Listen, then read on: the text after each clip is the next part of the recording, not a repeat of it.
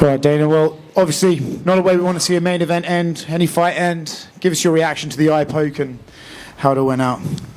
I mean, I feel the way everybody feels. Great showing, shitty ending, you know? I think that after the Jones fight, a lot of people wrote Ciryl Gane off. He looked damn good tonight. Yeah, what did you think about the fight on its way to the eye poke? What did you take from those 4 minutes? Good. Looked like we were in for a few rounds, and it was going to be a good fight.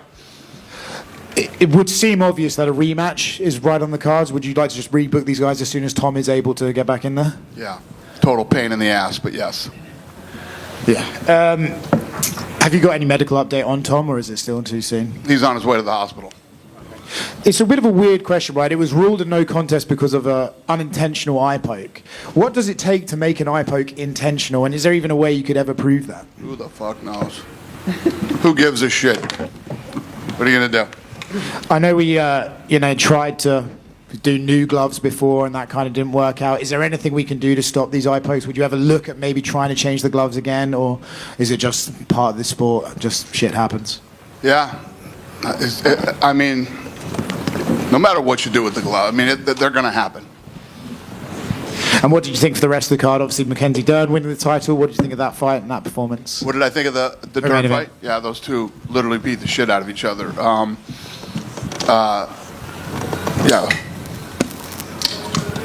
Dinner here. What did you make of Umar, his performance in there? Because I think a lot of people, they wanted to see something spectacular from him after the Merab fight, and even he said maybe he even underestimated Mario. So it seems like that's performance both guys kind of left as like higher in the eyes of fans. What are you saying? The fans think that what? They were equally as impressed with Mario's performance in there. Yeah. Like he had him scouted. Well, I think going into that fight, we all expected him to do well. He was seriously motivated. He's a very talented guy, and he did well. It was a great fight. He did a great job. He didn't get dominated the way that team dominates people. And the other heavyweight fight on the main card, Volkov, Jailton, Almeida, it seemed like even though Jailton got all the takedowns in control, he just wasn't doing anything. Yeah. Even Ben Askren. Listen, well, Ben Askren was like, "What is Jailton like allergic to throwing punches in there?" Was his exact phrase. You can't win a fight by just laying on top of somebody. That's not how it works. So I was actually very happy with the way the judges scored that fight. You're now doing boxing as well, and very recently, Fedor Emelianenko, said that he wants to do a boxing match with Mirko Cro Cop. Would you be interested in having that pair box in the UFC promotion? Those are not the kind of boxing matches that I'm going to be doing. I'm sure there are plenty of people that would love to do that boxing match. I am not one of them. And I know that you said you'd want to do the rematch between Tom and Ciryl. It's very fresh, but any potential timeline for that? Like maybe January, the kick off the Paramount card? Yeah. I mean, they're both in shape, other than whatever's wrong with his eye. Both guys are not injured, so as soon as possible. Thank you. Thank you. Then what about the rule? It's only the second time in a championship fight that we do have a no contest for such thing. We just have to go by the judges and the fighters' will. That's just the way it is. For him to say after 5 minutes, I can no longer continue. What I'm trying to figure out is there different levels of eye pokes? You see what I'm saying? Nobody sees what you're saying, sir. It's only up to the fighter to stay whether or not he wants to continue. Yeah. That's just the way it is. Oh, yeah. What am I going to say? Hey, Tom, no, you're going to keep fighting. Ciryl tried to tell him or go toward him, and Jason Herzog said, don't talk to the opponent at that point. So I guess they were trying to figure out to one another. You can't, just like, I can't make people fight, right? If I want to put together a fight, I can't make people fight. And you definitely can't make somebody continue if they feel they've been injured. Only Tom knows what happened. Could he see? Couldn't he see? Could he continue?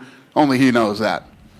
want to ask about the Volkov fight. He won today with a pretty close split decision, and this way, a lot of people in the commentary, a lot of people in the comment section said that maybe this was a here's your victory back for that fight that he was supposed to win against Gane but didn't. So he basically got his whatever he was owed back then. He got it replenished today with this victory. Start that over for me. What? This was a very close split decision, right? And it was on the Volkov side. So, okay. And then the last split decision that was in Vegas back last year in December, it went the opposite direction. So Okay. today you basically gave him, not you, but the judges gave him back what he was owed in December. Do you feel that way? Do I feel that way? Never even crossed my mind. One more question about Volkov, if I could. After his split decision loss to Gane in December, you came up to him and in oh so many words said that he was robbed. You said something different, but I'm just going to say that you told him he was robbed. Do you think, could you explain why it was at the end Ciryl Gane who ended up getting the title fight as opposed to Volkov, who you yourself thought was robbed the decision? Well, it doesn't matter what I think. It's the judges. The judges made a decision, just like tonight. And, you know, like I said tonight, I'm glad that the judges gave him the fight. I think he deserved the fight. I think he won. You can't win a fight by not doing anything. You can't just lay on somebody and win a fight. And then Ciryl Gane got the title fight because he's the #1 contender. For now, we're saying that, of course, you're going to probably rebook the main event that was today, probably rebook it as soon as possible. But after today, can we say that likely Volkov is now the official #1 contender? The victory, whoever wins that is going to fight Volkov. I have no idea what's going to happen. First of all, I can sit here right now. The fight just got over however long ago. What makes sense is to do the rematch. It makes sense. You know, sitting here tonight, so yeah, that makes sense. I'm not saying that's what's going to happen. Anything can happen between now and, you know, when I get him. We're not talking this Tuesday. I go from here to Saudi. I go to Qatar, then Saudi. I'm still here for another 8 or 9 days. So I don't know what's going to happen. I'm not saying anybody's going to be a #1 contender outside of Ciryl Gane. I don't know. But right here, right now, being honest, which I never do this ever, is talk about, you know, what next fight's going to happen. The rematch is what makes sense. And fortunately for Volkov, he won the fight tonight, which I thought he should have. But there's been lots of bad decisions in the UFC. So I'm glad that that went that way for him. Unfortunately for him, the main event was a nightmare and, you know, doesn't make him the #1 contender right now. In Qatar, we're going to have a main event. Arman's going to be fighting in the lightweight. Will he be the #1 contender if he wins? Because we got the champ, Ilia Topuria, who's already potentially has a fight scheduled. We don't know yet. Also, he's got a lot of options. He might be fighting Paddy Pimblett. He might be going up to the super fight. If Islam wins over Jack Della Maddalena, he might go up and have that super fight. So that means that it's going to be a really long time before we get into lightweight. We don't know any of this yet either. Once we start to put these fights together, like you're saying, we'll figure that out. And even to predict that now, I mean, that fight has to play out and see who wins and how it goes. And also Alexander, Ilya's older brother, is fighting in Qatar as well. So most likely Ilya is going to be there, probably in his corner. Now we're going to have Ilya there. We're going to have Arman there. Obviously they're beefing. Is there going to be something done security-wise to keep them separate? We deal with that every Saturday. So, yeah, we'll handle it. Yeah, would you be interested in bringing back Francis Ngannou for the White House card to fight John Jones, since he might have to do Tom and Gane again? Or are you more interested in Alex versus John? We haven't even started to put together we got to have this year play out before we even start thinking about what we're going to do for the White House. Yeah, we haven't even. I mean, we're not even going to start playing with that card till February. About the main event, coming into this fight between the two of them, Ciryl was the underdog and Tom the most popular.